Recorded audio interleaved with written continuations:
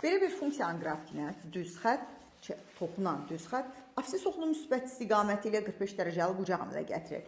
Funksiyanın x0 nöqtəsindəki toxunan bucağa misalı, bilirik trigonometrik funksiyalardan, tangensə bərabərdir.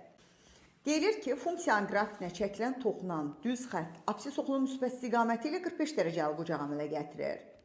Düzdür, törəməsini tapıb, tangens 45, yəni 1-ə bərabər eləyirik. Törəməsi nə verəcək bunun? Mənfi 6x kvadratı çıx 24x çıx 23 bərabərdir. Tangens 45 dərəcə. Bu arada funksiyanın qrafikinə çəkilən toxunanın bucağa misalı törəmənin həndəsi mənasıdır. Tangens 45-də 1 alır, düzdürmü? Soldakıları sağ tərəfə keçirək. 6x kvadratı üzərinə gəl 24x, üzərinə gəl 24. Bərabərdir 0-a.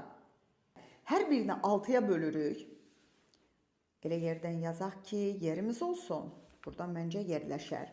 6-ya böldükdə x kvadratı üzərinə gəl, 4x üzərinə gəl 4. Bərabər 0-dırsa, bu ifadəni yığsaq, bu olacaq x üzərinə gəl 2-nin kvadratı 0-dır.